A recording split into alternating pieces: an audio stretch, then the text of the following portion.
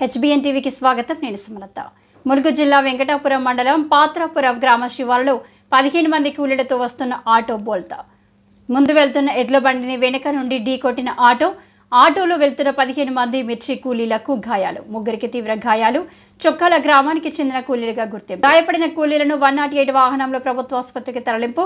ముగ్గురు పరిస్థితి విషమంగా ఉండడంతో ములుగు ఏరియా ఆసుపత్రికి తరలింపు.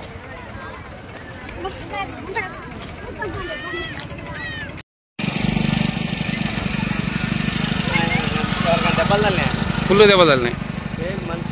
ఆటోలో వెళ్ళిపోయింది.